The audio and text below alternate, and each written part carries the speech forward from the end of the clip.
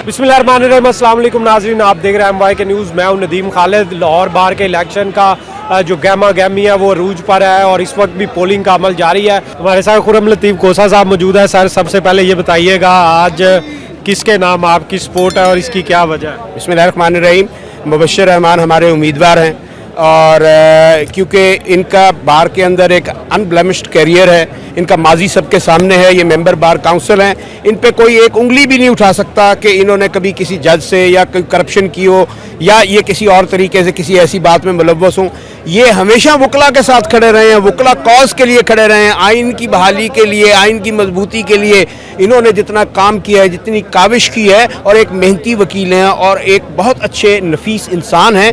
और लाहौर बार को एक ऐसा ही सदर चाहिए है। मैं ये नहीं कहता कि मद्दे मुकाबिल, लेकिन मद्दे मुकाबिल एक जो सोच है, उस सोच ने एक लॉयर प्रोटेक्शन एक्ट जो है वो मुतारफ़ कराया असेंबली में, और उसके बाद वकला पे दहशत गर्दी से कम के पर्चे नहीं हुए और आज तक उनमें से कोई एक शख्स वकीलों के लिए नहीं बोला। ये मुबश्शिरी है जो कि ये अलम लेके खड़ा है, तो इसलिए हम इसके साथ हैं। ये नौजवानों की आवाज़ है, ये हमारे जो लेडी लॉयर्स हैं उनको एक ऐसा इन्वायरमेंट कंड्यूसिव देने के लिए हमेशा कोशा रहा है कि जिसमें कंपेटिटिव इन्वायरमेंट आए और एक अच्छी बार जिसमें से एक अच्छा बेंच निकले, तो ये इसलिए हम इसके साथ हैं। हमने आप चूँकि आपका सियासत से भी ताल्लुक़ है तो हम सियासत पर भी बात करते हैं कि यहाँ पर हमने ये देखा है कि यहाँ पर पाकिस्तान तहरीक इंसाफ के कारकुनों को कचहरियों के अंदर से जो है वो पकड़ के ले जाया गया और अंदर जो है कोई पेशी के लिए आता था, वकला की मौजूदगी के अंदर जो है वो उनके क्लाइंट्स को यहाँ उठाया जाता था। तो ये वाला जो मसला अब आगे दरपेश होगा तो इसको फिर ये किस तरह जो है इंशाल्लाह हम पूरी कोशिश करेंगे कि ये मामला दोबारा न हो। ये कमज़ोरी थी हमारी बार की कि जहाँ पर वकला पे दहशतगर्दी के पर्चे हुए, जो फंडामेंटल राइट्स के लिए अपनी आवाज़ उठाने के लिए अदालतों में आते थे, उनके ऊपर जबर किया जाता था, तसल्लुत किया जाता, उनको उठाया जाता था यहाँ से। तो ये अब सिलसिला नहीं चलेगा इंशाल्लाह, और आपको नज़र आएगा कि जैसे बार पहले मजबूत थी तो एक नुक्ते पे इकट्ठी थी कि मुल्क के अंदर कानून और आइन की बालादस्ती होनी चाहिए। पिछला जो पूरा साल देखा है इसमें उम्मीदें तो बहुत लगाई गई थी कि शायद जो है वो इस तरह के मसाइल जो होंगे वो पाकिस्तान तहरीक इंसाफ के लिए एक ऐसा प्लेटफॉर्म होगा। कम से कम वकला से ही ये उम्मीद थी कि वो ह्यूमन राइट्स के लिए खड़े होते हैं। वकला ही वो वाहिद ये ब्लैक यूनिफॉर्म है जो कि हमें एक उम्मीद का दामन जो है हमेशा जो आम आदमी है वो इनसे वाबस्ता करता है, लेकिन ऐसा होता हुआ नज़र नहीं आया। उस पर राना इंतज़ार थे जब, तब भी उनकी कोशिश के बावजूद वो भी बड़े बेबस नज़र आते थे। क्या ये भी उसी तरह बेबस तो नज़र नहीं आए? देखिए, राना इंतज़ार साहब ने पूरी कोशिश की क्योंकि वो एक ग्रुप और एक सोच के तहत आए थे। अब उसके बाद जो हमारे सदर साहब आए हैं वो उन्होंने ऐसी मुजरिमाना खामोशी रखी पूरे साल में और बार को इतना बांट दिया और इतना कमज़ोर किया है कि आज आपको बार पूरी एक आवाज़ नज़र आ रही है। और बार जो है अब इतनी सी भी टॉलरेंस, ज़ीरो टॉलरेंस भी कि कोई इसके वक़ार को बेचे या अदालतों की जो अजमत है उस पर कोई सौदा करे। आज आपको तमाम नौजवान, तमाम बुजुर्ग वकील, तमाम लेडी लॉयर्स इकट्ठे नज़र आएंगे और इंशाल्लाह शाम को जो रिज़ल्ट होगा वो फतह का जब नारा लगेगा तो फिर वो हक का नारा लगेगा। वो नारा लगेगा इस मुल्क को मजबूत करने के लिए, अदालतों में से करप्शन ख़त्म करने के लिए, और वो करप्ट पुलिस ऑफिसर्स जो रियासत के कहने के ऊपर या सियासतदानों के कहने के ऊपर इस मुल्क के आवाम से उनके बुनियादी हकूक छीने हुए थे, अब वो बिल में छुपते नजर आएंगे। आपको याद हो आपके चैम्बर पर भी जो है इसी तरह पुलिस ने हमला किया, आपको गिरफ्तार करने की कोशिश की गई जब आप यूनिफॉर्म में थे, अपनी जिम्मेदारियां अदा कर रहे थे उस दौरान जो है, लेकिन वहां पर भी हमें जो है वो वकला का इत्तेहाद नजर। मुझे गिरफ्तार किया गया, मैं अपनी वकला बिरादरी को सैल्यूट पेश करता हूं जो रात 10 बजे तक अदालत आलिया में रहे। हाई कोर्ट में जैम पैक्ड अदालत थी। मैं सलाम पेश करता हूं उस यकजहती को और उस प्यार और मोहब्बत और उस खुलूस को जो वकला ने शो किया।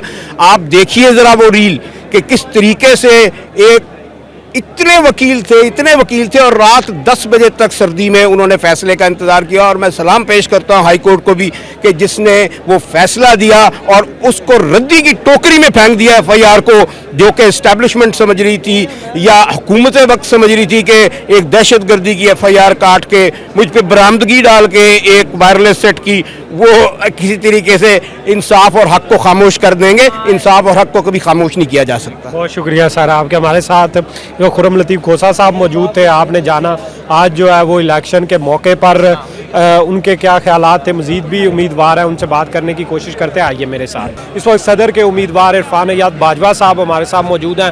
سر بتائیے گا آج کے الیکشن کو لے کر کتنے پر امید ہیں اور یہ گہما گہمی کو کس طرح دیکھ رہے ہیں؟ بسم اللہ الرحمن الرحیم. بہت شکریہ.